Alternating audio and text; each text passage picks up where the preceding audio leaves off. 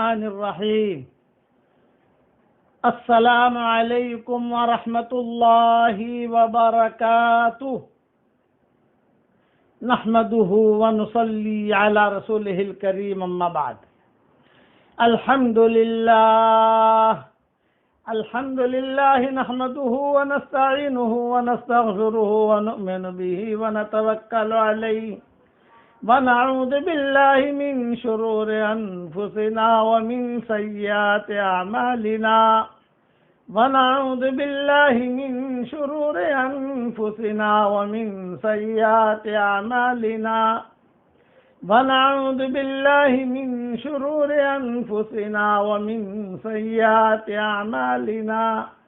من يهده الله فلا مضل له ومن يضلله فلا هادي له، ونشهد أن لا إله إلا الله وحده لا شريك له، ونشهد أن سيدنا ومولانا محمدا عبده ورسوله صلى الله عليه وعلى آله وأصحابه وبارك وسلم تسليما كثيرا كثيرا. أما بعد، فأعوذ بالله من الشيطان الرجيم. بسم الله الرحمن الرحيم. إنا فتحنا لك فتحا مبينا ليغفر لك الله ما تقدم من ذنبك وما تأخر ويتم نعمته عليك ويهديك صراطا مستقيما وينصرك الله نصرا عزيزا. صدق اللہ العظیم. قابل احترام مائیں، بہنیں، بیٹیاں، بہوئیں اور ہمارے محترم بھائی، ساتھی، دوست، دنیا میں جہاں جہاں یہ آواز پہنچ رہی ہے، اللہ تعالی ہم سب کو اور پوری امت کے گناہوں کو اللہ معاف فرمائے، اور اللہ ہم سب کے لیے مغفرت کا لباس آسمانوں سے اتارے، اور مغفرت کا لباس اللہ ہم سب کو پہنائے، اور صحت کا لباس بھی اللہ ہم سب کو پہنائے. آمین. سلسلہ وار قصہ چل رہا تھا فتح مکہ کا. فتح مکہ کا مضمون بہت لمبا ہے، اس میں کوئی شک نہیں، لیکن بیچ میں جو ہے کچھ قصے اور آ گئے. اس کے بعد ائمہ کے قصے آ گئے، پھر امام ابو حنیفہ کا قصہ آ گیا، امام شافعی کا قصہ آ گیا، امام مالک کا بھی قصہ آ گیا، امام محمد کا بھی قصہ آ گیا، امام احمد ابن حنبل کا بھی قصہ آ گیا. یہ سارے قصے آتے گئے، اور سلسلے وار مضمون اصل چل رہا تھا امام شافعی کا. امام شافعی رحمۃ اللہ علیہ جو ہے، انہوں نے کئی فن سیکھے، بہت حالات سے گزرے. مکہ مکرمہ میں ہوتے تھے تو کھانے پینے کی کوشش ہوتی نہیں تھی، ماں بیوہ ہو گئی، خالہ بھی بیوہ ہو گئی. بعض علماء نے لکھا ہے کہ غزہ میں پیدا ہوئے تھے، فلسطین میں، اور پیدا ہوتے ہی جیسے ماں باپ کا انتقال ہو گیا ہے، پہلے انتقال ہوا، جو بھی ہوا، اس وقت میں مکہ مکرمہ کے راستے کھلے ہوئے تھے اور لوگ وہاں جاتے تھے، بستے تھے. آج کی طرح پابندیاں نہیں تھی، جو چلا گیا وہاں چلا گیا، وہاں بس گیا، یعنی راستے بہت کھلے ہوئے تھے. ماں جو ہے وہ لے کر چلی گئی، اور اس کے بعد وہ اپنی زندگی گزارتے رہے، لیکن کٹھن زندگی گزری ہے. میں یہ سمجھاتا ہوں، بہت نامناسب حالات سے گزرتے گزرتے علم انہوں نے حاصل کیا. 2 علم انہوں نے حاصل کیے. ایک قرآن سے خاص تعلق، اسی لیے اپنے شاگردوں کو کہتے تھے قرآن سے دوستی کر لیجئے. یہ امام شافعی رحمۃ اللہ علیہ فرماتے تھے. انشاءاللہ رمضان کے بعد ہمارا قرآن کے اسباق شروع ہوں گے. قرآن سے دوستی کر لیجئے. درس قرآن تو اپنا الگ مضمون ہے، لیکن جیسے نماز سے دوستی کر لیجئے، قرآن نیک لوگوں سے دوستی کر لیجئے، قرآن سے دوستی کر لیجئے، صدقے سے دوستی کر لیجئے. یہ کہ ہمارا مضمون چلتا ہے. ایک ہی چیز کو ہم 3 مہینہ بیان کرتے ہیں، تقریباً 3 مہینہ 2 مہینہ. تو نماز سے دوستی کر لیجئے، یہ بھی مضمون چلے گا انشاءاللہ، اور یہ قرآن سے دوستی کر لیجئے. اس میں امام شافعی کے اقوال انشاءاللہ آئیں گے. قرآن سے بہت مناسبت تھی امام شافعی رحمۃ اللہ علیہ کو، اور احادیث سے بہت مناسبت تھی. اور ایک فن تھا فراست سے بہت مناسبت تھی. لوگوں کا چہرہ دیکھ کر سمجھ جاتے تھے کہ یہ آدمی کیسا ہے. جیسا حضرت عمر کو تھا، لفافت دیکھ کر مضمون بھاپ لیتے تھے، یہ حضرت عمر کا نظام تھا. پیچھے آ جائے بیٹا، شاباش. یہ حضرت عمر رضی اللہ تعالیٰ عنہ کا نظام تھا کہ وہ بہت آدمیوں کو فوراً پہچان لیتے تھے. یہی امام شافعی کا تھا، آدمی کو پہچان لیتے تھے. ایک قصہ ہوا ان کے ساتھ سفر میں، یہ بھی دیوان شافعی میں ہی میں نے پڑھا یہ قصہ. وہ یعنی میں سوچتا کہ بیان کروں ان کی فراست کا قصہ. سفر میں تھے، ان کے ساتھ خادم بھی تھا امام شافعی کے. کسی گاؤں میں پہنچے تو امام شافعی رحمۃ اللہ علیہ نے کہا کہ گاؤں میں ہم آئے ہیں، یہاں کون ہمیں پناہ دے گا؟ یہ کہ پناہ کون دے گا؟ خوب سردی ہے. سفر کرتے تھے اس وقت علماء جو ہوتے تھے وہ اپنے شاگردوں کے ساتھ سفر میں جاتے تھے، تو جہاں جاتے تھے تو وہاں جا کر کھانا کھا لیا، پی لیا، جزاک اللہ کہہ دیا، واپس آ گئے. نہیں، محنت کرتے تھے. امام احمد بن حنبل بھی محنت کرتے تھے، گاؤں در گاؤں در گاؤں. جیسے ہماری جماعتیں اب نقل و حرکت کر رہی ہیں، پہلے جماعتوں کی شکل تھی نہیں. تو یہ ائمہ کتابیں بھی لکھتے تھے اور سفر بھی کرتے تھے. تو امام شافعی رحمۃ اللہ علیہ کے بارے میں دیوان شافعی میں ایک قصہ لکھا ہے. وہ گئے، جب گئے تو ان کو یہ ہوا کہ یار یہ گاؤں کے اندر میرا رات کو ٹھہرے کہاں، ٹھنڈی بہت ہے، کہاں جانے، اور ہمیں یہ کون پہچانتا ہے. بعض مرتبہ ایسا ہوتا ہے تو کوئی پہچان والا نہیں ہوتا.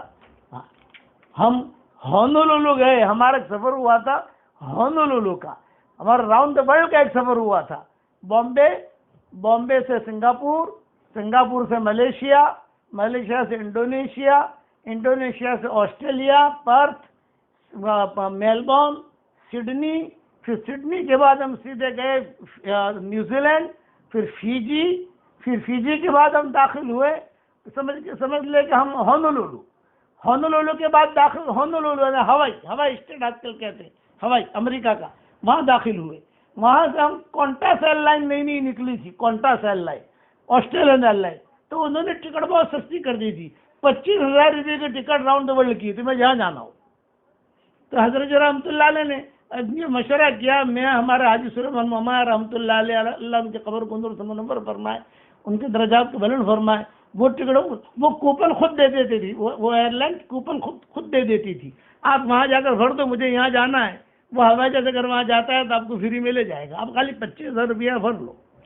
تو یہ ہمارا سفر ہوا تھا کہ ہونولولو پہنچے. ہم ہونولولو کے بعد سان فرانسسکو آئے، سان فرانسسکو کے بعد لاس اینجلس آئے، لاس اینجلس کے بعد سینڈیاگو آئے، سینڈیاگو کے بعد نیو یارک آئے، نیو یارک کے بعد شکاگو آئے. پھر اس کے بعد جو ہے واپسی میں پیرس آئے. پیرس ہوتے ہوئے، روم ہوتے ہوئے ہم جو ہے دلی سے ہماری فلائٹ شروع ہوئی تھی اور بامبے پہ ختم ہوئی تھی. اس کو کہتے تھے راؤنڈ دا ورلڈ. 6 مہینے کا ہمارا یہ سفر تھا. ہر جگہ لوگ ملے، ہوائی میں کوئی نہیں ملا، ہوائی اسٹیٹ میں ہمیں کوئی نہیں ملا.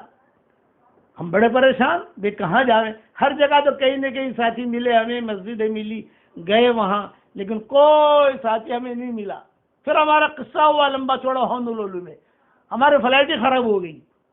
جب فلائٹ خراب ہو گئی تو اس نے کہا کہ بھائی 1 ہفتے تک بھی آپ کو یہیں ٹھہرنا پڑے گا. ہم لوگ کہاں جائیں، ہم تو جو ہے یہاں آئے تھے، ہمارا تو کوئی ہے نہیں.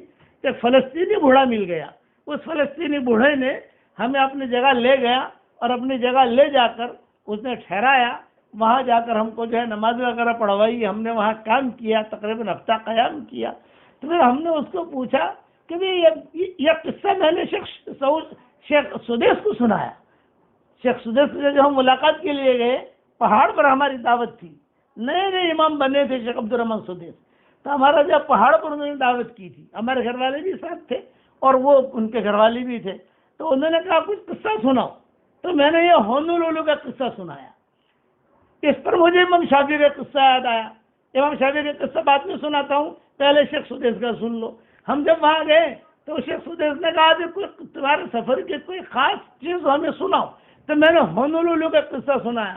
میں نے کہا ہم جب وہاں گئے حضرت تو کوئی ہمارا پہچان والا نہیں، نہ بندہ نہ پرندہ، مطلب ہمارا تو کوئی ہے ہی نہیں. عجیب عجیب لوگ ہیں وہاں. کیا کرے تو فلسطینی بڑے میاں ملے، بھائی تم لوگ جو چہرے والے ہو، پریشان نظر آتے ہو، کیا بات ہے؟ بھائی ایسا ہے، ہم تو ایئرپورٹ پر ہیں، ہمارا ہوائی جہاز تو خراب ہو گیا اور اس نے اعلان کیا ایک ہفتے کے بعد جائے گا، اب دوسرا فلائٹ ہم منگوا نہیں سکتے، اپنا انتظام کر لو۔ انہوں نے کہا نہیں نہیں، تم میرے یہاں آؤ، میرے مہمان بنو۔ ہم اس کے مہمان بنے، ہماری پہلی جماعت تھی ہونولولو کی، اور ہم نے وہاں کام کیا۔ پھر وہاں سے جو تشکیل کر کے لوگوں کو ہمارے ساتھ 2-3 دن کے لیے جیسے جماعت میں نکالا کیا، پھر ہمیں ایک مسلح ملا، اب تو مسجد بن گئی وہاں ماشاءاللہ، لیکن مسلح ملا تو وہاں جا کر ہم نے بیان وغیرہ کیے تھا۔ وہ بڑے میاں سے میں نے پوچھا کہ اس کا نام ہوائی کیوں ہے؟ تو اس نے کہا شیخ اس کا نام ہونولولو ہے، یہ اس نے کہا ہونولولو۔ تو میں نے کہا ہونولولو کیوں ہے؟ میں نے کہا آؤ میرے ساتھ، یہ میں شیخ سدیس کو سنا رہا ہوں کہ آؤ میرے ساتھ۔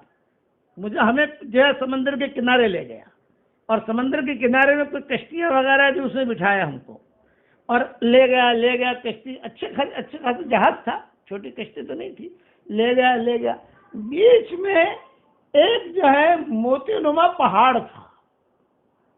دیکھو پہاڑ نظر آ رہا ہے؟ میں نے کہا نظر آ رہا ہے۔ تو اس نے کہا سب سے پہلے عرب یہاں آئے تھے، اور اس شہر یہاں آبادی عربوں نے کی، بسائی اس جزیرے میں، اور اس کا نام رکھا تھا ہونالولو، یہاں موتی ہے، تو غیر من ہونالولو الی ہونولولو۔ اس پر شیخ عبدالرحمن سدیس بہت ہنسے۔ میں نے کہا تمہارے باپ دادا وہاں تک گئے تھے، اب کتنا دور ہے ہونولولو، کتنا لمبا سفر انہوں نے کیا ہوگا، اٹلانٹک کا سفر کرتے کرتے کرتے وہاں پہنچے ہوں گے۔ وہ بڑے میاں نے مجھے کہا، فلسطینی تھے وہ، بڑے میاں نے کہا کہ یہ جو ہے یہ پہاڑ کے اوپر سے شہر کا نام ہونولولو پڑا ہوا ہے۔ اچھا ادھر ہمیں بازار میں لے گیا بڑے میاں، کہنے لگے کچھ خرید لو اپنے دیے بچوں کے لیے۔ میں نے کہا ارے کیا خریدے، ابھی تو ہمارے سفر بہت لمبے چوڑے ہیں، کہاں جائیں گے؟ میں نے خریدنا کچھ نہیں، لیکن تم چلو میرے ساتھ بازار میں۔ اب بازار میں جا کر ہم نے مسلمانوں کے نام دیکھے، شار ابراہیم، شار موسیٰ، سب مسلمانوں کے نام۔ ارے یہاں مسلمانوں کا نام، بولے پوری بستی مسلمانوں کی تھی، اب ان لوگوں نے قبضہ کر لیا ہے کہ پوری بستی مسلمانوں کی تھی، کوئی نہیں تھا، مسلمان ہی تھے۔ اچھا مسلمان تھے تو مسجد ہی کیوں نہیں بنائی؟ بولے یہ چوک ہوئی، مسجدیں بنانی چاہیے۔ تو ہم نے وہاں کے مالداروں کو جمع کیا، جو ایک ہفتے میں تو تھوڑی ملاقاتیں ہو جاتی ہے نا، جو بڑے بڑے تاجر تھے ان کو جمع کیا۔ ہم نے کہا کہ دیکھو بھائی ہم تو یہاں ہونولولو آئے ہیں، اب ہمارا فلائٹ جب ٹھیک ٹھاک ہو جائے گا تو ہمیں یہ لوگ لے جائیں گے سان فرانسسکو۔ ہونولولو سے ہمارا سفر تھا سان فرانسسکو کا، کیلیفورنیا کا، یہ لوگ ہمیں لے جائیں گے، لیکن آپ یہ نیت کرو کہ یہاں مسجد بناؤ۔ تو انہوں نے اسی وقت چندہ کیا، اور چندہ کر کے کوئی زمین وغیرہ دیکھنے لگے کہ کہیں پر نواز زمین بہت تھی وہاں ماشاءاللہ، زمین طے ہو گئی، اب الحمدللہ مسجد وہاں بن گئی ہے، اور کام بھی ہو رہا ہے دعوت کا، یعنی کوئی انتشار نہیں ہے، ساتھ عرب ہے وہاں، وہ عرب کام کر رہے ہیں۔ یہی معاملہ ہوا امام شافعی کا۔ امام شافعی رحمۃ اللہ علیہ فرماتے تھے کہ ہمیں ایسی جگہ پر ہم پہنچ گئے کہ ہمارا کوئی پہچان والا ہی نہیں۔ تو ایک آدمی ملا ہمیں، اس کی آنکھیں جو ہے وہ بھی عجیب و غریب قسم کی تھی، تو میں نے میرے دل میں کہا کہ یہ آدمی ٹھیک نہیں ہے، اس لیے یہ اگر کوئی میزبانی کرے یا کچھ کہے تو اس کی قبول نہیں کرنی چاہیے ہم کو۔ تو شاگرد نے کہا گزر جائیں گے کہاں؟ دیکھ کہتا ہے نا وہ اندھا ماموں کانا ماموں، ایک مثال ہے، تو کیا مثال ہوتا معلوم نہیں، جائیں گے کہاں؟ ہمیں تو تھک گئے ہیں، اور کوئی آگے کا سفر کا بھی کچھ ہے نہیں، ہمارا گھوڑا جو ہے وہ بھی بھوکا ہے، یہ ہمارا گدھا جو ہے وہ بھی بھوکا ہے، اس کو بھی تو کھانا کھلانا ہے، ہمیں بھی کھانا کھانا ہے، 2 دن لگیں گے حضرت ہمیں آرام کرنے کے لیے یہاں۔ ارے بھی کوئی شاگرد دیکھو حضرت، یہاں کوئی بھی شاگرد نہیں ہے ہمارا، کوئی پہچان والا نہیں۔ چلو امام شافعی رحمۃ اللہ علیہ کہتے تھے، میں نے اس کو کہا کہ یہ آدمی مجھے ٹھیک نظر نہیں آتا، یہ دیوان شافعی میں قصہ لکھا ہوا ہے کہ مجھے آدمی ٹھیک نظر نہیں آتا، لیکن خیر ہم اس کے پاس گئے، بھائی ہم تو مسافر ہیں۔ اس نے کہا اہلاً سہلاً اہلاً سہلاً، آؤ آؤ، بہت اچھا ماشاءاللہ، آؤ۔ اس نے جو ہے ہمارے لیے تو پھل فروٹ جمع کیے، ہمارے لیے جو ہے کھانا تیار کروایا، اور بکرا بھی ذبح کیا اور بہت اچھا بستر بھی بچھا دیا. میں دل میں سوچتا رہا اللہ آج کے بعد سے علم فراست میں نہیں پڑھوں گا. میں نے غلط پڑھا ہے علم فراست. میں کہہ رہا تھا یہ آدمی ٹھیک نہیں ہے. میرے دل میں میرے شاگردوں سے کہا یہ آدمی ٹھیک نہیں ہے، لیکن اس نے کتنا اکرام کیا ہمارا.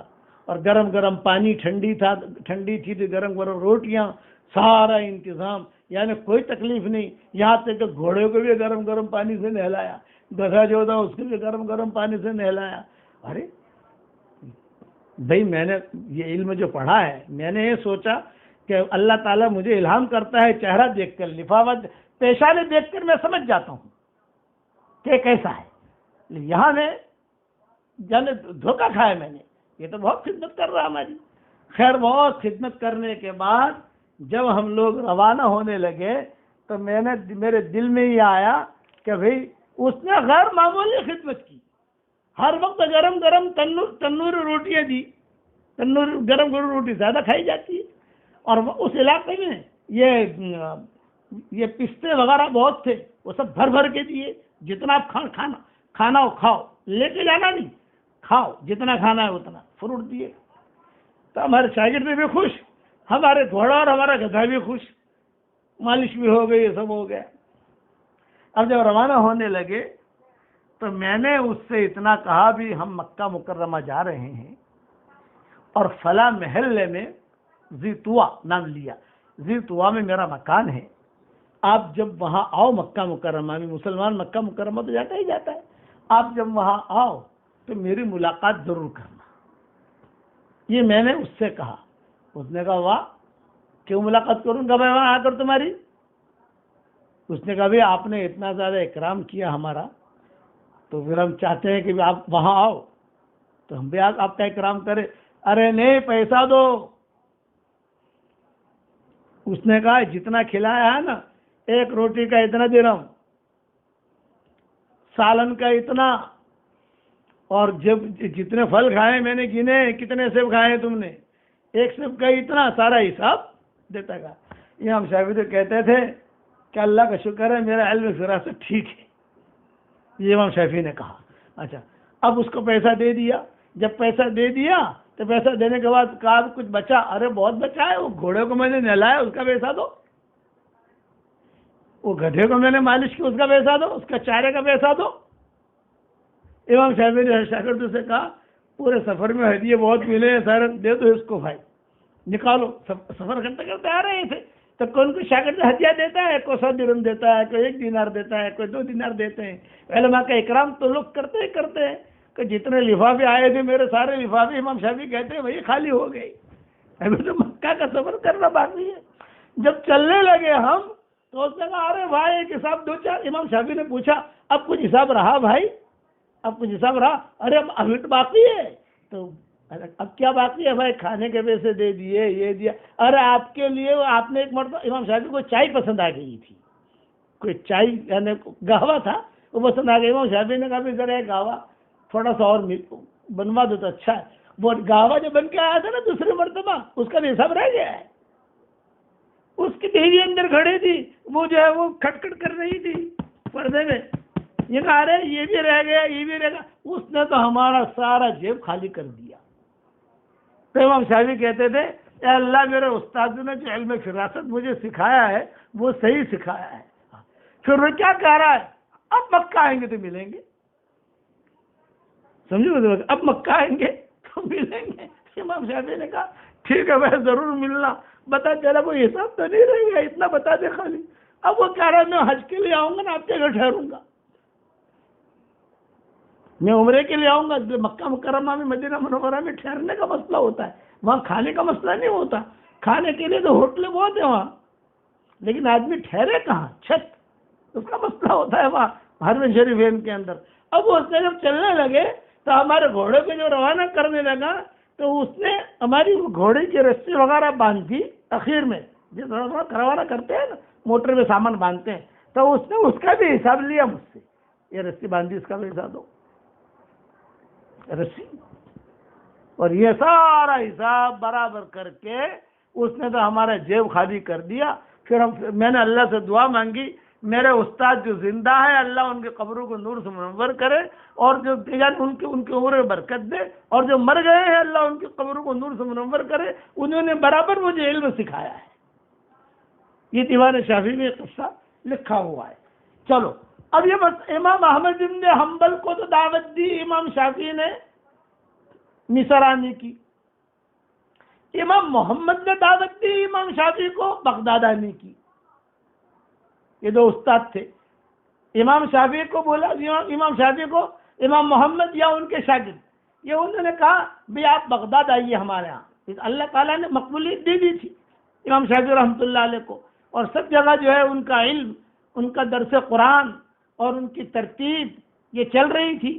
تو امام محمد بن حنبل تم یہاں آئے مصر، اور یہاں سے فارغ ہو کر چلے گئے۔ بعد میں جو حالات آئے، ان کا انتقال ہوا، جو بھی ہوا وہ لمبی تفصیل ہے اس کی، لیکن یہ کہ اب احناف نے دعوت دی شافعی حضرات کو، آپس میں محبتیں تھی، یہ ذہن میں رکھنا۔ محبتیں جو ہے یہ بہت بڑی چیز ہوتی ہے، آپس کا احترام، حالانکہ مسلک بالکل الگ ہے لیکن احترام بہت تھا۔ امام شافعی کے بارے میں جب اعلان ہو گیا بغداد میں کہ شافعی تشریف لا رہے ہیں، تو بغداد میں خوشی، کوفہ میں خوشی، بصرہ میں خوشی، او ہو امام شافعی آ رہے، امام شافعی آ رہے، امام شافعی آ رہے، امام شافعی آ رہے۔ جب وہ وقت قریب آیا اور امام شافعی، اچھا چونکہ امام شافعی پہنچنے والے تھے وہیں پر کہاں، یعنی امام ابو حنیفہ کے ہی شاگرد تھے گویا کہ، یعنی امام ابو حنیفہ کا تو انتقال ہو گیا تھا لیکن ان کے شاگردوں کے یہ مہمان تھے امام شافعی رحمۃ اللہ علیہ۔ تو امام شافعی نے پہلے ہی کہا تھا کہ میں جب آؤں گا تو سب سے پہلے امام ابو حنیفہ کی مسجد میں آؤں گا، یہ امام شافعی نے کہا تھا۔ وہاں گئے تو علماء نے لکھا ہے احناف کے علماء نے امام شافعی رحمۃ اللہ علیہ کا بہت احترام کیا۔ احناف شوافع، حالانکہ دونوں کے مذہبوں میں کئی تفاوت ہے، کئی فرق ہے، یہ آمین بالجہر کو کہتے ہیں، یہ آمین بالجہر کو نہیں کہتے، یا رفع دین کو کہتے ہیں، یا رفع دین کو نہیں کہتے، یہ مسلک ہیں سارے کے سارے۔ تو کتابوں میں لکھا ہے کہ امام شافعی رحمۃ اللہ علیہ جب وہاں پہنچے تو منظر لکھا ہے کتابوں میں، مغرب کا وقت تھا اور امام ابو حنیفہ کی مسجد، جامع مسجد کھچا کھچ بھری ہوئی۔ امام شافعی کے احترام میں اعلان ہو گیا تھا کہ مغرب تک جو ہے ان کا قافلہ امام شافعی کا آ جائے گا، یہ بھی اپنے شاگردوں کے ساتھ۔ تو ان کا جو ہے بغداد میں ٹھہرنے کا بھی انتظام کیا وغیرہ وغیرہ جو ہے وہ۔ اب وہاں جب پہنچے تو وہاں پہنچنے کے بعد وہاں کے جو امیر تھے یا وہاں کے جو امام ابو حنیفہ کے جو شاگرد تھے، اذان کتابوں میں بھی لکھا ہے جب داخل ہوئے جائے مسجد میں تو مغرب کی اذان ہو رہی تھی، پہلے امام شافعی جو ہے وہ داخل ہوئے۔ اچھا امام ابو حنیفہ کا مزار بھی وہی ہے، جیسے جو مسجد ہے تو وہی ہے۔ ہمارے والد صاحب رحمۃ اللہ علیہ، ہمارے حضرت جی رحمۃ اللہ علیہ جب ہم سفر ہوتے تھے تو گئے تو امام حضرت جی صلاۃ السلام یعنی ان کو سلام پیش کیا امام ابو حنیفہ کو۔ جب باہر نکلے تو حضرت جی نے کہا بھائی مولوی عمر، یہ جملہ کہا حضرت جی نے، بھائی مولوی عمر جتنا میں نے نور یہاں دیکھا ہے، حضور صلی اللہ علیہ وسلم کی بات تو ہے اپنی جگہ، صحابہ اپنی جگہ ہے، لیکن اتنا جو سفر ہوئے ہمارے اور جہاں جتنا نور امام صاحب کے مزار پر دیکھا میں نے، یہ میں نے کہیں نہیں دیکھا۔ پھر دو جملے کہے، ایک تو مولانا رشید احمد گنگوہی، ان کے مزار پر جب جاتا ہوں تو بڑا عجیب مجھے محسوس ہوتا ہے، اور یہاں جب یہ پہلا ہی سفر تھا حضرت جی کا، بعد میں حضرت جی گئے نہیں وہاں بغداد، والد صاحب رحمۃ اللہ وغیرہ، تو بہت نور دیکھا۔ علم کی نے ایک جملہ کہا حضرت جی نے کہ میں نے علم کی گہرائی دیکھی، یہ جملہ کہا ہمارے ابا کو، میں نے علم کی گہرائی دیکھی یہاں، کسی اور جگہ مجھے نہیں دکھائی دی۔ تو ہمارے والد صاحب رحمۃ اللہ علیہ کو ایسی چیزوں سے کوئی زیادہ انٹرسٹ نہیں لیتے تھے، تب حضرت جی کے اکرام میں کہتے کہ ہاں حضرت، ہاں حضرت، ابا کو فکر تھا بیان کرنے کا، تو وہی امام ابو حنیفہ کی مسجد میں ہی بیان تھا ابا کا، ابا کو فکر وہ تھا کہ مجمع جمع ہے، مجھے وہاں جانا ہے عربی میں بیان کرنے کے لیے، اور حضرت جی یہ بات کر رہے تھے۔ خیر امام شافعی رحمۃ اللہ علیہ جب وہاں گئے، وہاں جاتے ہی سب نے احترام کیا۔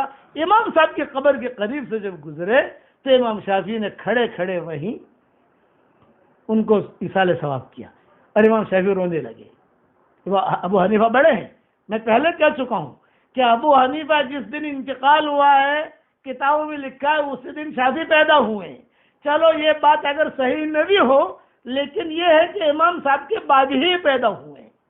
بعض علماء کہتے ہیں وہ دن نہیں تھا، وہ ہفتہ تھا، وہ مہینہ تھا، وہ سال تھا، چلو کوئی بات نہیں، لیکن امام صاحب کے بعد ہی دنیا میں آئے ہیں۔ اور انہوں نے پھر جو ان سے علم بھی حاصل کیا، ان کے شاگردوں سے، امام محمد سے لیا، اس سے لیا، اس سے لیا، اس سے لیا، چنانچہ بن گئے یہ امام شافعی۔ جب وہاں پہنچے وہاں روتے ہوئے کھڑے رہے تھوڑی دیر، اذان بھی ہو گئی۔ اذان ہونے کے بعد لوگوں نے امام شافعی سے کہا نماز پڑھائیے، یہ بات سننے جیسی ہے، نماز پڑھائیے۔ اب امام شافعی مغرب کی نماز، اب مغرب کی نماز کے اندر آمین بالجہر ہوتا ہے، شواف ہے کہ یہاں احناف کے یہاں نہیں ہوتا۔ امام شافعی کی شاگرد تھے ساتھ میں، امام شافعی جو ہے وہ کہنے لگے بھی کیا کریں، اتنا بڑا مجمع نماز پڑھانے کا کہہ رہا ہے، لیکن امام شافعی نے ایک جملہ کہا، لیکن مجھے شرم آتی ہے یا نماز پڑھاتے ہوئے، ان کی مسجد میں نماز پڑھاؤں۔ امام آج آدمی کھڑا ہو جاتا ہے دھڑلے سے۔ امام شافعی نے جملہ کہا کہ مجھے بہت شرم آتی ہے کہ میں ان کے مصلی پر نماز پڑھاؤں۔ ابو حنیفہ قریب میں ان کے قربانی ہے، ان کا مسلک ہے ایک کا۔ تو لوگوں نے شاگرد جو میزبان تھے، ہمیشہ ہماری بھی عادت یہی، ہم کہیں جاتے ہیں کوئی مطلب کوئی معاملہ ہوتا ہے تو ہم کہتے ہیں بھائی میزبان سے پوچھو، ہمارا میزبان یہ ہے، کہیں کھانا جانا ہو یا جانا ہو تو میزبان صاحب پوچھو۔ سفر میں کہیں جاتے ہیں میزبان پہ ڈال دیتے ہیں ساری چیزیں، ہر آدمی چاہتا ہے کہ ہم اس کے گھر جائیں۔ اب ہماری وہ عمر نہیں ہے کہ ہر آدمی کے گھر جائیں، جو کھانا کھلائے وہ کھا لیں، یہ اب عمر نہیں ہے ہماری۔ تو امام شافعی نے میزبان سے پوچھا، جب وہ بھی امام تھے، انہوں نے کہا ابھی کیا کرو؟ میزبان نے کہا کہ ہماری بڑی درخواست ہے کہ آپ نماز پڑھائیں۔ چنانچہ امام شافعی نے نماز پڑھائی۔ اب امام شافعی نے نماز پڑھائی تو آمین بالجہر کا مسئلہ آیا، لیکن امام شافعی نے آمین بالجہر نہیں کیا، آہستہ سے آمین کہی، سارے مجمع نے آہستہ سے آمین کہی۔ ان کے جو شاگرد تھے امام صاحب کے ساتھ، انہوں نے بھی آہستہ سے آمین کہی، پڑھا چکے نماز۔ اب جب پڑھا چکے اس کے بعد شاگردوں نے کہا کہ حضرت آج آپ نے اپنا مسلک چھوڑا، کہ آپ کے مسلک میں تو آمین بالجہر ہے۔ تو امام شافعی نے کہا میں نے میرا مسلک نہیں چھوڑا، میں نے امام ابو حنیفہ کے اکرام میں نے جو ہے آمین بالجہر نہیں پڑھی ہے، میں نے ان کا احترام میں۔ اس پر مجھے امام شافعی نے کہا کہ ہمیشہ یاد رکھنا بڑوں کا احترام ضروری ہے، بڑا آدمی ہے۔ تو جب تک امام شافعی وہاں رہے، پروگرام تو ہوتے رہے بغداد کے اندر، ظاہر بات ہے کہ عالم آدمی کسی جگہ جاتا ہے تو بیٹھتا تو نہیں ہے، کبھی مسجد پروگرام، کبھی وہاں پروگرام، کبھی وہاں پروگرام، جب تک رہے اور وہاں نماز پڑھاتے رہے، انہوں نے ایمان یعنی آمین بالجہر نہیں۔ یہی چیز میں نے دیکھی حضرت مولانا علی میاں ندوی رحمۃ اللہ علیہ کا، نماز قریب میں پڑھ رہے تھے تو وہاں حرم شریف میں آمین، تو مولانا علی میاں ندوی بھی زور سے کہتے تھے آمین۔ میرے والد صاحب سے میں نے پوچھا کہ ابا یہ کیا؟ تو ہمارے والد صاحب نے کہا بھائی یہ بھی سنت ہے، وہ بھی سنت ہے، یہ بھی حضور صلی اللہ علیہ وسلم سے ثابت ہے، یہ بھی حضور صلی اللہ علیہ وسلم سے ثابت ہے، یہ بھی صحیح حدیث ہے، یہ بھی صحیح حدیث ہے۔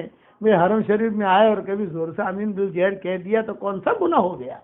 مجھے ڈانٹا ابا نے، میرے والد نے مجھے ڈانٹا کہ کون سا گناہ ہو گیا، تم ایسی چھوٹی چھوٹی باتیں میں الجھتے ہو، تو یہاں آمین بالجہر کر زور سے کہہ دیا تو کون سا گناہ ہو گیا؟ یہ بھی صحیح حدیث ہے، یہ بھی صحیح حدیث ہے۔ تو یہ لوگ جتنے بڑے بنے ہیں، یہ بڑے جو بنے ہیں، اسی میں والد صاحب رحمۃ اللہ علیہ ہمارے اپنے مصر کے سفر کے قصے بہت بیان کرتے تھے۔ میرے والد صاحب رحمۃ اللہ علیہ، ان کا بھی مصر کا سفر ہوا ہے، ہمارا بھی مصر کا سفر ہوا ہے، تو والد صاحب رحمۃ اللہ علیہ کہتے تھے کہ مصر میں جا کر جب بھی میرے جماعت میں گیا، امام شافعی کی وہاں ضرور حاضری دیتا تھا قاہرہ کے اندر، اور والد صاحب رحمۃ اللہ علیہ قصے بھی سناتے تھے ہم کو۔ جب گھر میں بیٹھے تو ایک قصہ سناتے تھے، یہ ہوا یہ ہوا یہ ہوا، پھر اپنا ایک قصہ بھی سنایا میرے والد صاحب رحمۃ اللہ علیہ نے۔ یہ فرمایا مصر میں ہم کام کر رہے تھے تو پیدا ہو چکا تھا، یہ مجھے کہا کہ تو پیدا ہو چکا تھا، یعنی تیری عمر ہوگی 2 سال کی یا 2.5 سال کی، اور ہم مصر میں کام کر رہے تھے۔ تب مصری ایک آیا اور مصری نے کہا میری لڑکی سے شادی کر لو، یہ میرے والد صاحب سے کہا۔ تو میرے والد صاحب نے کہا بھی کیوں؟ یہ کہا تم سفر میں ہو، اور امام شافعی رحمۃ اللہ علیہ کا مقولہ سنایا کہ امام شافعی کہتے تھے جس نے مصری عورت سے شادی نہیں کی اس نے کسی سے شادی ہی نہیں کی۔ امام شافعی کا مقولہ ہے، یہ دیوان شافعی میں بھی ہے، دوسری جگہوں پر بھی کہا کرتے تھے۔ تو علماء باقاعدہ مصر جا کر مصری لڑکی سے شادی کرتے تھے، ان کے شاگرد، خراسان کے علماء، بغداد کے علماء، وہ جاتے تھے وہاں۔ تو میں بھی چاہتا ہوں میری لڑکی سے شادی کر لو۔ تو میرے والد صاحب نے میں نے کہا جواب دیا، یونس کی ماں مجھے مارے گی، میں پیدا ہو چکا تھا، باقی بچے تو آگے پیدا ہوئے، کہ یونس کی ماں جو ام یونس، وہ مجھے داخل نہیں ہونے دے گی وہاں۔ اس پر والد صاحب نے اپنا قصہ سنایا کہ جہاں جس آدمی نے مجھے دعوت دی تھی وہ بہرا اور گونگا تھا، اس نے اشارہ کیا، اس نے کہا، یعنی اس کی مسجد میں ہم گئے۔ اب قصہ میرے والد صاحب سناتے تھے ہمیں، اور یہ کہتے تھے کہ ہم مصر میں گئے تو ہمارا لوگوں نے بہت احترام کیا اور بہت ہی کھلایا پلایا۔ میرا بیان ہوا ایک جگہ، ابا فرماتے تھے کہ جہاں بیان ہوا تو بیان کرنے کے دوران بیان جتنے علماء تھے وہ اٹھ کر چلے گئے، ایک عالم بھی نہیں بیٹھا، مسجد خالی وہ جس نے مجھے دعوت دی تھی نا لڑکی کی شادی کرنے کی، میری لڑکی کی شادی، وہ بیٹھا رہا بڑے میاں، اور میں بیٹھا ہوا جو ہے وہ اپنا سر ہلا رہا تھا۔ میرے دل میں یہ بات آئی کہ یار میں کیا کروں، بیان کروں یا چھوڑ دوں، کوئی ہے تو نہیں۔ لیکن میں نے کہا کوئی بات نہیں، ایک آدمی ہے، کوئی بات نہیں، اب ایک آدمی ہے، ہو سکتا ہے اسے آدمی سے اللہ کام لے۔ حضور صلی اللہ علیہ وسلم اکیلے تھے اور مکہ مکرمہ میں اکیلے تھے، اور ایک جملہ کہتے تھے، من یعوینی، من یمنعنی، من ینصرنی، اے اللہ کوئی ایک آدمی مجھے مل جائے جو میری مدد کرے، جو مجھے ساتھ دے۔ اکیلے تھے حضور صلی اللہ علیہ وسلم، کوئی ساتھ نہیں دیتا تھا، ابو بکر عمر وغیرہ سب بعد میں آئے، اور یہ تو جملہ گھومتے جاتے تھے، کہتے تھے من یمنعنی، من ینصرنی، خدا کی قسم اکیلے تھے اور اکیلے ہی چل رہے تھے، کوئی ساتھ نہیں۔ اور یہ جملے حدیثوں میں آتے ہیں، من یعوینی، من ینصرنی، من یمنعنی۔ آدمی کا بات مرتبہ ہمارے ساتھی کہتے ہیں مسجد میں مسجد و جماعت میں اکیلا ہوں۔ ارے بھائی تو اکیلا ہے، حضور صلی اللہ علیہ وسلم اپنے محلے میں اکیلے نہیں تھے، اپنے گھر میں اکیلے نہیں تھے، سب جگہ، یعنی یہ نہیں کہ محلے میں کوئی، حضور صلی اللہ علیہ وسلم اکیلے کام کر رہے ہیں، کام کر رہے ہیں، کام کر رہے ہیں، کام کر رہے ہیں، کوئی نہیں، کوئی ساتھ نہیں دے رہا، گھر کے اندر کوئی ساتھ نہیں دے رہا، اکیلا ہوں کہتے تھے۔ اسی طریقے سے کہتے تھے حرم شریف میں جاتے تھے، میں اکیلا ہوں، کوئی نہیں ہے۔ کبھی جو ہے پہاڑوں پر چلے گئے، اکیلا ہوں، اور خدا کی قسم کھا کے کہتا ہوں وہاں بھی اکیلے تھے، ساری دنیا کے اعتبار سے اکیلے تھے، ساری دنیا کے اعتبار سے اکیلا ایک آدمی تھا، لیکن وہ جمے رہے۔ آج دیکھو حضور کا دین اللہ نے ساری دنیا میں کیسے پھیلایا۔ تو آدمی اکیلا یہ نہ سمجھے کہ میں اکیلا ہوں کیا کروں گا، عورت سمجھے میں اکیلی ہوں کیا کروں گی، نہیں، کام تو اللہ لیتا ہے۔ اس پر میرے والد صاحب مجھے قصہ سناتے تھے کہ بیٹا میں اکیلا اور بوڑھا اکیلا۔ میں نے سوچا کیا کروں، تو میرے دل میں یہ بات آئی کہ بھی ایک اکیلا ہے تو چلو میں بات تو پوری کروں۔ میں نے 2.5 گھنٹہ بیان کیا، ابا کہتے تھے، میں کھڑا ہوا اور وہ بیٹھا ہوا، اور وہ خالی سر ہلاتا تھا۔ میں سمجھ رہا تھا بہت سن رہا ہے ماشاءاللہ، لیکن جب بیان کے بعد میں اس کے سامنے بیٹھا، میں نے کہا چچا ہمارے ساتھ 3 چلے کے لیے نکلو۔ تو اس نے اشارہ کیا کان کی طرف، میں نے کچھ سنا ہی نہیں ہے، میں تو بہرا ہوں، گونگا ہوں۔ تو ابا فرماتے تھے میرا دل اور ٹوٹا۔ اچھا اس نے لڑکی پیش کی تھی مجھے شادی کے لیے، وہ تو کسی کے ذریعے، اشارے کے ذریعے، پہلے بیان سے پہلے، کہ بیچارہ ہندوستان سے آیا ہے بھئی یہاں شادی کر لے، اور جب جانا ہو تو اس کو طلاق دے کے چلا جائے۔ عربوں میں پیچھے تو بہت عام ہوتی ہے، بھئی جانا ہوتا۔ تو ابا نے کہا یونس کی ماں ماری کی مجھ کو، وہ اشارے بات ہو رہی تھی، اور یہاں ابا نے کہا کہ اس نے کچھ سنا ہی نہیں۔ میں نے کہا کیا کروں یار، اس نے تو کچھ سنا ہی نہیں۔ میں نے اس کا ہاتھ پکڑا، بڑے میاں کا، اور ہاتھ پکڑ کر مسجد کے باہر لے گیا، اور عمومی گشت سمجھایا کہ دیکھو عمومی گشت ایسا ہوتا ہے، خصوصی گشت سمجھایا، اشارے سے سمجھایا، یوں ہوتا ہے، یوں ہوتا ہے، یوں کرو، یوں کرو، یوں کرو، یوں کرو۔ ابا کہتے تھے مصر والوں نے ساتھ نہیں دیا، ہم چلے گئے آگے، اور سال سوا سال کے بعد واپس لوٹے تو وہ بڑے میاں جو تھا نا، میرا ہونے والا خسر ابا کا، کہتے مجھے دعوت دی تھی لڑکی کی شادی کے، وہ بڑے میاں بیٹھے ہوئے اور ان کے قرب و جوار میں 50 مصری عرب بیٹھے ہوئے ہماری جماعت کے بارے میں مشورہ کر رہے تھے اور کہتے تھے تو پیدا ہوا 1956 کے آخر میں، 1955 کی شروع میں، مجھے کہتے تھے 1956 کے آخر میں تو پیدا ہوا، اس وقت سے لے کر اب تک جو ہے الحمدللہ کوئی دن خالی نہیں گیا ہے کہ مرکز میں کوئی مصری جماعت نہ آئی ہو۔ اللہ نے مصر والوں کو اتنا قبول کیا تو آدمی کوشش کرے، محنت کرے۔ اکیلا ہی چلا تھا جانب منزل مگر چلتا گیا اور کارواں بڑھتا گیا۔ آدمی پر جو مجاہدے آتے ہیں تو مجاہدے کے بعد اللہ تعالیٰ نکھارتا ہے۔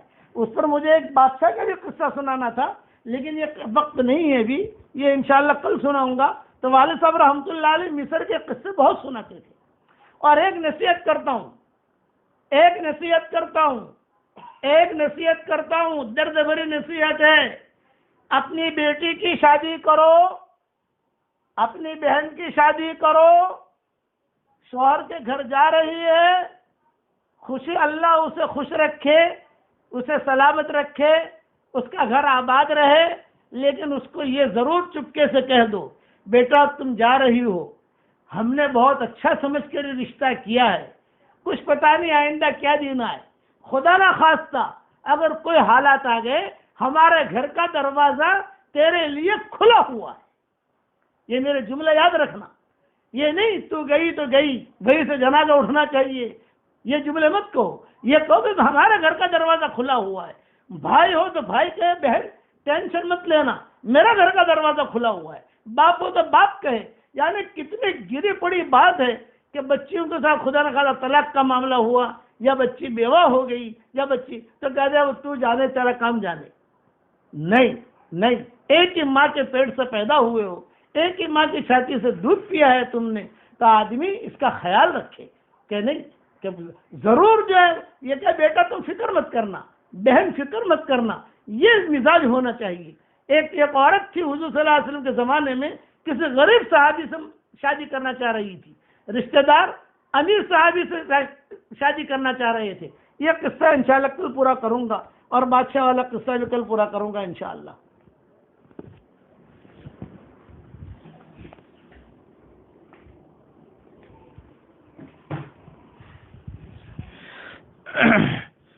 بسم اللہ الرحمن الرحیم۔ آج آپ لوگوں کے سامنے نفقے اور حضانت سے متعلق کچھ مسائل بتا دوں۔ نفقے کا مطلب خرچہ ہے اور حضانت کا مطلب ہے بچوں کی پرورش۔ مسئلہ اصل میں یہ بتانا ہے کہ اگر میاں بیوی کے درمیان محبت ہے، آپس میں اتحاد اور اتفاق سے رہ رہے ہیں، تو پھر اس سے بڑی اللہ کی کوئی نعمت نہیں۔ اس کی وجہ سے گھر بھی بنا رہتا ہے، گھر کا ماحول بھی خوشگوار رہتا ہے اور الحمدللہ بچوں کی نشو و نما اور پرورش بھی بہت اچھی ہوتی ہے۔ بچے دینی اور دنیاوی اعتبار سے، جسمانی اعتبار سے پروان چڑھتے رہتے ہیں۔ لیکن کبھی کبھی ایسا ہوتا ہے کہ میاں بیوی کے درمیان اختلاف ہوتا ہے، جھگڑے ہوتے ہیں اور شیطان اپنا کام کر جاتا ہے اور بالآخر نوبت طلاق تک پہنچ جاتی ہے۔ اللہ سب گھروں کی اس سے حفاظت فرمائے، لیکن آج کل طلاق کے، خلا کے، اس قسم کے مسائل بہت کثرت سے میاں بیوی کے درمیان پیش آ رہے ہیں۔ تو جب معاملہ یہاں تک پہنچ جاتا ہے تو عموماً تو ایسا ہوتا ہے کہ عورت ہے اس کو کوئی شوہر مل جاتا ہے، شوہر ہے اس کو کوئی بیوی مل جاتی ہے، لیکن جو بچے ہیں ان کی تربیت کا اور ان کی پرورش کا نظام بہت زیادہ ڈسٹرب ہو جاتا ہے۔ اس وقت ہمیں بچوں سے متعلق بہت سے مسائل پیدا ہوتے ہیں۔ تو مسائل آپ لوگوں کو بتا دوں، اس کو دھیان میں رکھیں، چونکہ بچوں کے اندر لڑکے بھی ہوتے ہیں، لڑکیاں بھی ہوتی ہیں، اور بچے جب تک چھوٹے ہوتے ہیں اس وقت تک ان کو ماں کے پیار کی ضرورت ہوتی ہے اور کچھ ایسی تربیت کی ضرورت ہوتی ہے جو صرف ماں ہی کر سکتی ہے، باپ نہیں کر سکتا۔ اس لیے میاں بیوی کے درمیان اختلاف کی صورت میں شریعت نے دونوں باتوں کو دھیان میں رکھا ہے۔ ایک بات تو یہ دھیان میں رکھا ہے کہ لڑکی ہے جب تک وہ 7 سال کی نہ ہو جائے، لڑکی ہے جب تک وہ بالغ نہ ہو جائے، اور لڑکا جب تک 7 یا 8 سال کا نہ ہو جائے، اس وقت تک ان بچوں کی تربیت اور پرورش کا حق یہ ماں کو حاصل ہے۔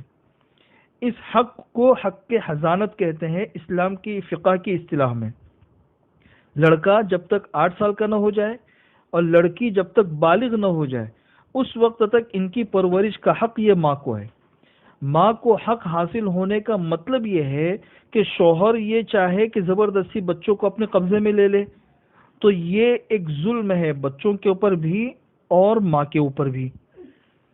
زبردستی ان بچوں کو لے جا نہیں سکتا ہے، یہ بچے رہیں گے ماں کی پرورش میں، اور ان بچوں کا خرچہ واجب ہوگا یہ شوہر کے اوپر۔ شوہر جو ہے ان کے اوپر بچوں کا خرچہ واجب ہوگا، یعنی بچے رہیں گے ماں کے پاس میں اور ان کا خرچہ جو ہوگا یہ شوہر کے اوپر یعنی بچوں کے باپ کے اوپر ضروری ہوگا۔ بچوں کا خرچہ باپ کے اوپر ضروری ہوتا ہے کب تک؟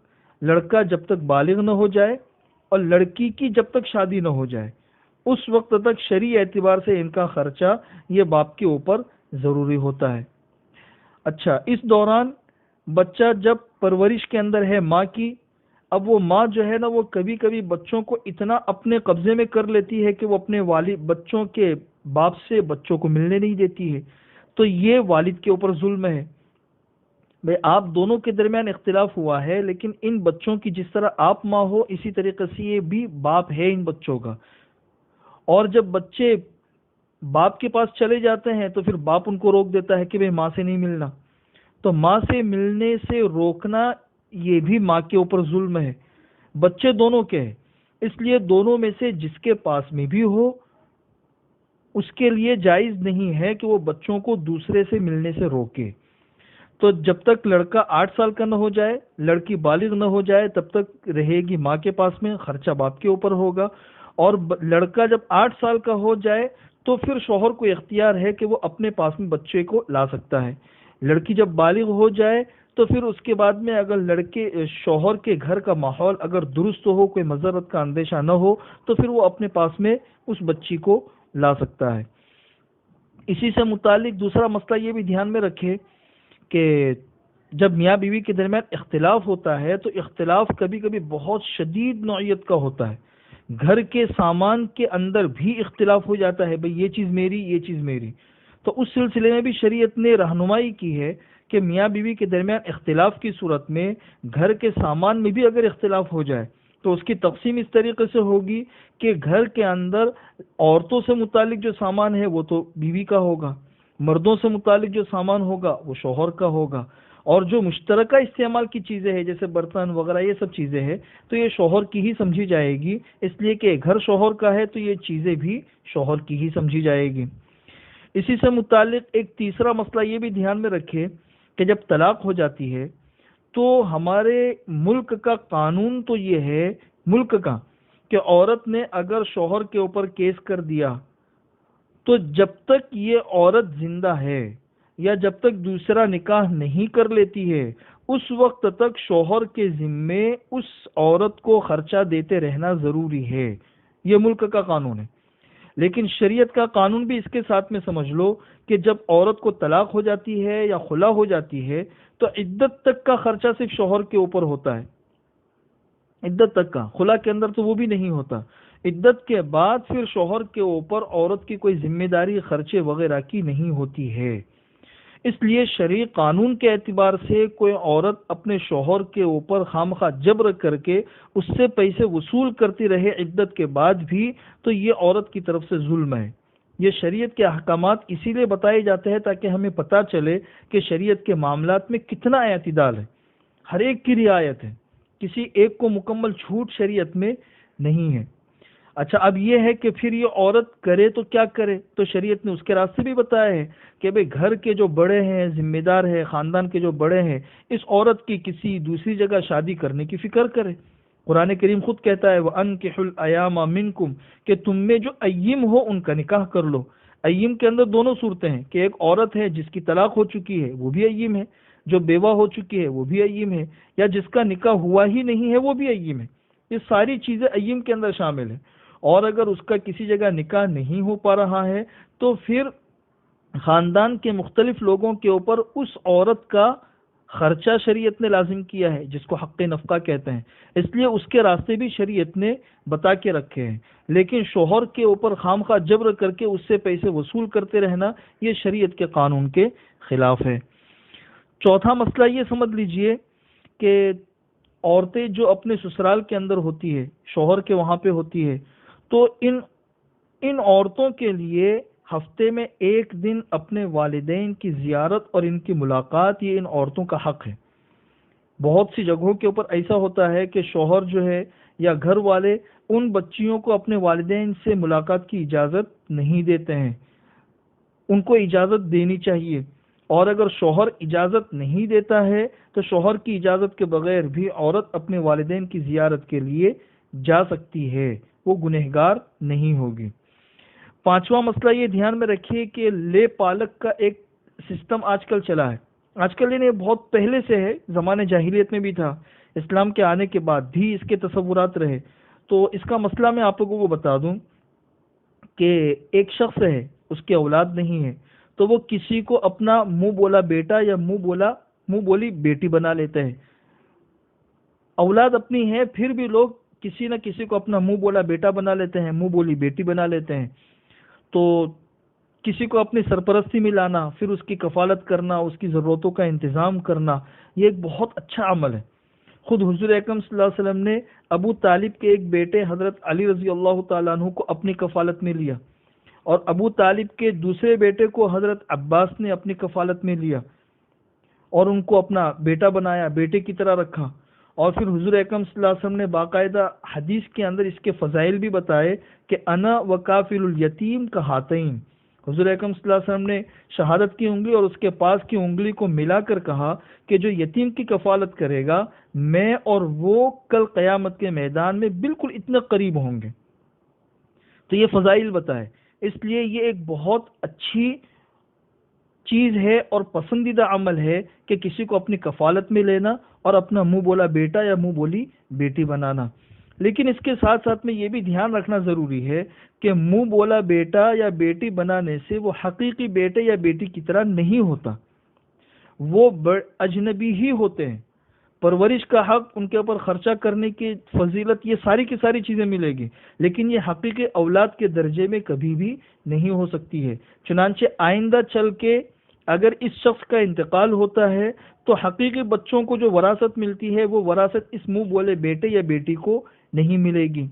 اگر لڑکی ہے تو اس سے پردہ اسی طرح کرنا ضروری ہے جس طریقے سے اجنبی عورت سے پردہ کرنا ضروری ہوتا ہے۔ اگر ماں ہے تو ہم منہ بولے بیٹے سے اسی طرح پردہ کرنا ضروری ہے جس طریقے سے اجنبی لوگوں سے پردہ کرنا ضروری ہوتا ہے۔ تو اس کی فضیلت الگ ہے، لیکن احکامات میں اور اللہ تبارک و تعالیٰ کے حدود میں یہ حقیقی بیٹوں کی طرح نہیں ہوتے ہیں۔ یہ دونوں کے درمیان فرق سمجھ لینا ضروری ہے۔ اسی سلسلے میں آج آخری مسئلہ آپ لوگوں کو یہ بھی بتا دوں کہ آج کل عام طور پر یہ بھی ہوتا ہے کہ ایک شخص ہے، ایک عورت ہے، وہ غربت کی وجہ سے اپنا بچہ جو ہے نا وہ کسی ہسپتال میں دے دیتی ہے یا کسی جگہ چھوڑ دیتی ہے، یا کوئی غلط کام ہوا اس کی وجہ سے بچہ ہوا اسے چھوڑ دیا، تو گورنمنٹ جو ہے وہ ایسے بچوں کو لے لیتی ہے، اور پھر جن لوگوں کو بچے چاہیے ہوتے ہیں تو وہ لوگ بچے ایڈاپٹ کر لیتے ہیں، یہ بچے لے لیتے ہیں۔ اب چونکہ یہ بچہ ہے، اس کا کوئی باپ پتہ ہی نہیں ہے، جب باپ پتہ نہیں ہے تو اس کو باپ کی طرف کس طریقے سے منسوب کرنا؟ سرکاری کاغذات ہوتے ہیں، اسی طریقے سے اسکول ہوتی ہے، بہت سی جگہیں ایسی ہوتی ہے کہ جہاں پہ ان بچوں کے ساتھ میں باپ کی جو خانہ پوری ہوتی ہے اس کو پوری کرنا ضروری ہوتا ہے کہ بھئی باپ کی جگہ پہ کس کا نام لکھا جائے۔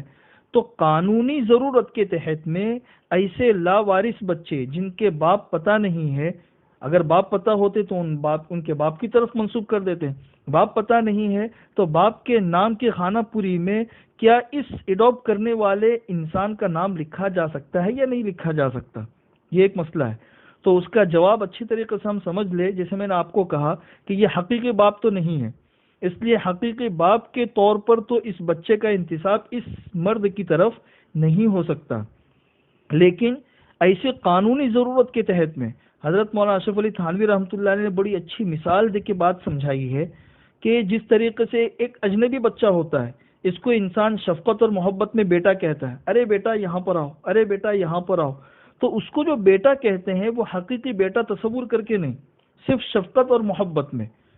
تو اسی طریقے سے یہاں قانونی ضرورت کے تحت میں اگر اس کو بیٹا کہہ دیا گیا جبکہ حقیقی بیٹا بنانا مقصود نہیں ہے تو اس کی گنجائش ہے۔ حضرت تھانوی رحمۃ اللہ علیہ نے اس کی دلیل بھی دی ہے۔ اس لیے یہاں پہ باپ کی خانہ پوری میں سرپرست کی حیثیت سے اگر اس بچے کو بیٹا کہہ دیا گیا اور حقیقی بیٹا کہنا مقصد نہیں ہے تو قانونی ضرورت کے تحت میں اس کی اجازت ہے۔ باقی مسائل وہ انشاءاللہ کل آپ لوگوں کے سامنے آ جائیں گے۔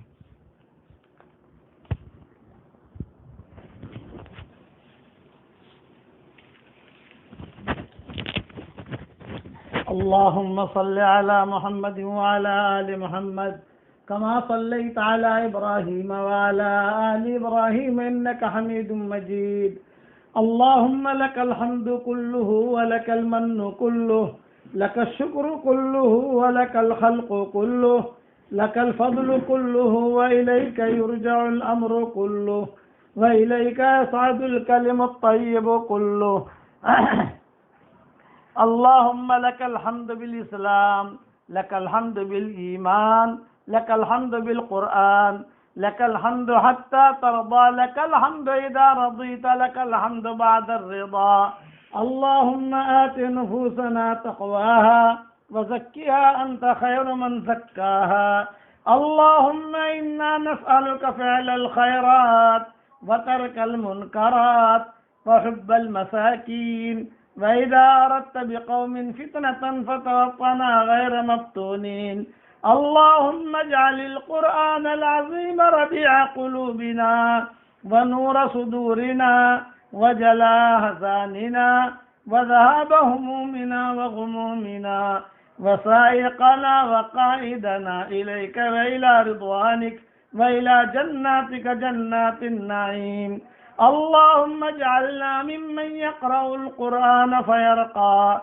ولا تجعلنا ممن يقرأ القرآن فيشقى اللهم أدبنا بأدب القرآن اللهم ارزقنا فهم القرآن اللهم أسعدنا بسعادة القرآن اللهم شرفنا بشرف القرآن اللهم احفظنا بما تحفظ به القرآن وأهل القرآن اللهم اجعلنا من أهل القرآن الذين هم أهلك وخاصتك يا أرحم الراحمين اللهم اجعل القرآن العظيم يا ربنا حجة لنا لا علينا اللهم اجعل القرآن العظيم يا ربنا لنا إماما وهدى ونورا ورحمة اللهم اجعل القرآن العظيم سائقنا وسابقنا إلى جناتك جنات النعيم اللهم اجعل القرآن العظيم لنا في الدنيا قرينا وفي القبر مونسا وعلى الصراط نورا وفي القيامة شفيعا وإلى الجنة رفيقا ومن النار سترا وحجابا وإلى الخيرات كلها دليلا وإماما برحمتك يا أرحم الراحمين اللهم اجعل ثارنا على من ظلمنا وانصرنا على من عادانا ولا تجعل مصيبتنا في ديننا ولا تجعل الدنيا أكبر همنا ولا مبلغ علمنا ولا إلى النار مصيرنا اللهم اجعلنا من الصالحين ولا تجعلنا من الطالحين اللهم اجعلنا من الصالحين ولا تجعلنا من الطالحين اللهم اصنع بنا ما أنت أهله ولا تصنع بنا ما أنت أهله فإنك أهل التقوى وأهل المغفرة اللهم اجعلنا من القانتين ولا تجعلنا من القانطين اللهم اجعلنا من القانتين ولا تجعلنا من القانطين یا رب العالمین۔ اے اللہ ہمارے گناہوں کو معاف فرما، اے اللہ ہماری خطاؤں سے درگزر فرما، اے اللہ دونوں جہاں کی سرخ روئی کا معاملہ فرما، دونوں جہاں کے حاجات کا غیب سے تکفل فرما، اے اللہ اتنا بڑا مجمع آمین کہہ رہا ہے، اس کے آمین کے کہنے کو قبول فرما۔ اے خوبصورت پردے والے، اے خوبصورت چادر والے، ہمارے عیبوں پر پردے ڈال دے۔ اے اللہ یہ مغفرت کا عشرہ چل رہا ہے، ہمیں مغفرت کا لباس پہنا دے، مغفرت کی چادر میں ہمیں لپیٹ دے اور ہمارے گناہوں پر معافی کا قلم پھیر دے۔ اے اللہ بہت گناہ کیے ہیں، رات کے اندھیروں میں کیے ہیں، دن کے اجالوں میں کیے ہیں، گرمی اور سردی میں کیے ہیں، تنہائیوں میں کیے ہیں، خلوتوں میں کیے ہیں، جلوتوں میں کیے ہیں۔ اے اللہ سب کے سامنے تو ہم بہت اچھے رہتے ہیں، بہت اچھے پیر صاحب بن کے رہتے ہیں، بہت اچھی آپا بن کے رہتے ہیں، اور بہت اچھے لوگ کہتے ہیں کتنے اچھے ہیں، لوگ کہتے ہیں کتنی اچھی آپا ہے، لیکن ہماری تنہائیوں کو تو جانتا ہے۔ اے مولا کریم جیسے تو نے ہماری جلوت کو اچھا بنایا، ہماری خلوت کو بھی اچھا بنا دے۔ اے اللہ سب سے زیادہ قیمتی چیز ہے تیرے نزدیک ایمان کی، یہ ایمان تو نے ہمیں بغیر مانگے دیا ہے۔ سب سے زیادہ قیمتی چیز ایمان ہے، اس سے زیادہ قیمتی چیز کوئی نہیں ہے، بغیر مانگے تو نے اپنے کرم سے ہمیں دے دیا۔ اے اللہ اب ہم آپ سے مانگتے ہیں اس مبارک رات میں ہماری گردنوں کو جہنم سے آزاد فرما دے، ہماری گردنوں کو جہنم سے آزاد فرما دے، ہم سب کو تو معاف فرما دے، بغیر مانگے جب تو نے اتنی قیمتی چیز دے دی ہے۔ اے اللہ ہم تو تجھ سے معافی کا سوال کرتے ہیں، یہ تو تیرے لیے بہت آسان ہے۔ اے اللہ ہماری گردنوں کو جہنم سے آزاد فرما۔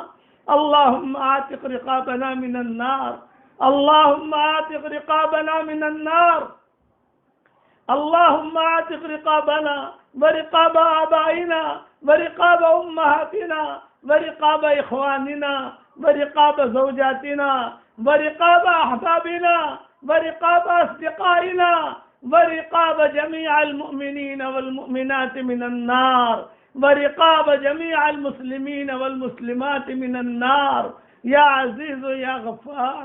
اے اللہ یہ مہینہ تیزی کے ساتھ رخصت ہو رہا ہے، اے اللہ مغفرت کا عشرہ بھی اب رخصت ہو رہا ہے۔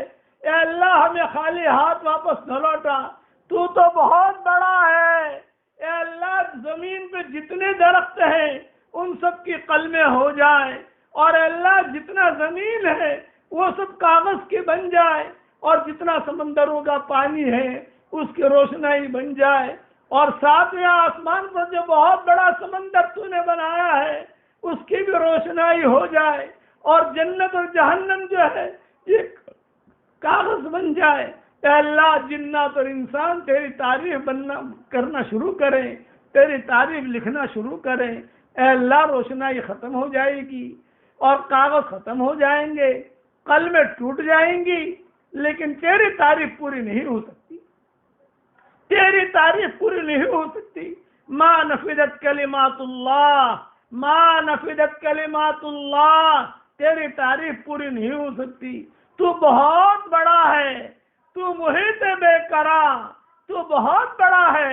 اے اللہ اس مبارک راتوں میں آپ سے درخواست کرتے ہیں بھٹکے ہوئے آہو کو پھر سوئے حرم لے چل، اس شہر کے خوگر کو پھر وسعت صحرا دے، وادی فاراں کے پھر ہر ذرے کو چمکا دے، پھر ذوق تمنا دے، پھر شوق شہادت دے۔ بھٹکے ہوئے آہو کو پھر سوئے حرم لے چل، اس بھٹکے ہوئی امت کو پھر مسجد والا بنا دے، پھر آپ اے اللہ پھر نمازی والا بنا دے، مسجد والا بنا دے، قرآن والا بنا دے۔ اے مولا کریم ہماری پیشانیوں کی آپ نے حفاظت کی ہے، ہماری پیشانیاں آپ کے علاوہ کسی کے سامنے ماتھا نہیں ٹیکتی، جیسے آپ نے ہماری پیشانیوں کی حفاظت کی ہے اس طریقے پر ہمارے جسم کی بھی حفاظت فرما اور ہمارے دین کی بھی حفاظت فرما۔ اس مبارک رات میں حضور صلی اللہ علیہ وسلم نے جتنی خیر کلان کی دعائیں مانگی ہیں وہ ہمارے لیے مقدر فرما، جن شرور سے پناہ چاہیے ان شرور سے اللہ ہماری حفاظت فرما۔ کورونا وائرس کی بیماری سے تو ہم سب کی حفاظت فرما، پوری انسانیت کی حفاظت فرما۔ اے پروردگار ہماری ہڈیاں کمزور ہو گئی ہیں، سر بڑھاپے کی وجہ سے بھڑک اٹھا ہے، لیکن ہم کبھی بھی تجھ سے دعا کر کے محروم نہیں رہے ہیں۔ اے اللہ لم نکن بدعائک رب شقیہ، لم نکن بدعائک رب شقیہ، کبھی بھی تجھ سے مانگ کر ہم محروم نہیں رہے ہیں۔ ہم نے کتابوں میں پڑھا ہے دعا کبھی بھی رد نہیں ہوتی ہے، دعا کبھی بھی ریجیکٹ نہیں ہوتی ہے، دعا یا تو مقبول ہوتی ہے یا محفوظ ہوتی ہے۔ اے اللہ جتنی دعائیں مانگی جا رہی ہیں ان ساری دعاؤں کو تو اپنے دربار میں قبول فرما۔ اے اللہ ہمیں خالی ہاتھ واپس نہ لوٹا، ہمیں خالی ہاتھ واپس نہ لوٹا۔ اے ہمارے پروردگار ہماری بیویوں ہماری اولادوں کو ہماری آنکھوں کا ٹھنڈک بنا دے، ہم کو ان کی آنکھوں کا ٹھنڈک بنا، ان کو ہماری آنکھوں کا ٹھنڈک بنا۔ اے مولا کریم ہم نے سنا ہے کو پکارنے والا پکار رہا ہے، ربنا اننا سمعنا منادیا ینادی للایمان ان آمنوا بربکم فآمنا ربنا فاغفر لنا ذنوبنا وکفر عنا سیئاتنا وتوفنا مع الابرار ربنا وآتنا ما وعدتنا على رسلك ولا تخزنا یوم القیامہ انک لا تخلف المیعاد۔ اے مولا کریم یہ دعا تو ہم سب کے لیے قبول فرما۔ اے اللہ بیماریوں سے لوگوں کو بچا لے، جو بچیاں اپنے گھروں میں پریشان ہیں عافیت کے ساتھ ان کی پریشانیوں کو دور فرما، جو حاملہ بہنیں ہیں ان کے بچے جننے کا وقت قریب ہے، اے اللہ ان کے لیے آسانیاں پیدا فرما، سہولتیں پیدا فرما۔ اے اللہ جس نے بھی ہم سے دعاؤں کے لیے کہا ہو، دعاؤں کے لیے خطوط میں لکھا ہو، جن کا ہم پر کسی قسم کا حق اور احسان ہو، یا جو ہمیں اپنی دعاؤں میں یاد کرتے رہتے ہوں، مائیں بہنیں ہمیں اپنی دعاؤں میں یاد کرتے رہتی ہوں، ہماری ساری دعاؤں میں ان کا پورا پورا حصہ نصیب فرما۔ جن کے لڑکے اور لڑکیاں شادی کے لائق ہیں، غیر شادی شدہ ہیں، بہترین جوڑوں کا ان کے لیے انتظام فرما۔ جو بھی اولاد ہیں نیک صالح اولاد انہیں نصیب فرما۔ جن کے اولاد تہ مگر نافرمان ہیں ان کے نافرمان اولاد کو فرما بردار بنا دے۔ اے اللہ اس وقت میں دنیا میں جتنی تیری مخلوق ہے، انسان، جنات، درندے، چرندے، پرندے، مچھلیاں، چونٹیاں، سانپ، بچھو، حشرات الارض، کیڑے مکوڑے، جتنی تیری مخلوق ہے اس کی جو حاجت ہو وہ حاجت کو تو پوری فرما، اور اس کی جو پریشانی ہو ان پریشانیوں کو تو دور فرما۔ جتنے لوگ ہسپتال میں بیمار ہیں، کوئی آئی سی یو میں ہے، کوئی ہسپتال میں ہے، اے اللہ ان کی بیماری کو بھی دور فرما، اور یہ کورونا وائرس سے تو پوری انسانیت کی حفاظت فرما۔ اللہم ارفع عنا کورونا وائرس، اللہم ارفع عنا کورونا وائرس، اللہم ارفع عنا کورونا وائرس، اللہم احفظنا من کورونا وائرس، اللہم انا نعوذ بک من کورونا وائرس۔ اے اللہ کورونا وائرس کی چادر کو پھاڑ کر ختم کر دے، اور اسے جہنم میں ڈال دے، اور اسے جہنم میں ٹکڑے ٹکڑے کر کے ڈال دے۔ یہ بھی تیری مخلوق ہے۔ اور اے اللہ امن کی چادروں کو دنیا میں پھیلا دے، صحت کی چادروں کو دنیا میں پھیلا دے، سکون کی چادر کو دنیا میں پھیلا دے، اور محبتوں کی چادر کو دنیا میں پھیلا دے، اور اے اللہ عیش و عشرت کی چادر کو دنیا میں پھیلا دے، برکت کی چادر کو دنیا میں پھیلا دے، شفا کی چادر کو دنیا میں پھیلا دے۔ اے اللہ اچھی چادروں کو دنیا میں پھیلا دے، حلال چادروں کو دنیا میں پھیلا دے، حرام چادروں سے اس امت کی پوری پوری حفاظت فرما۔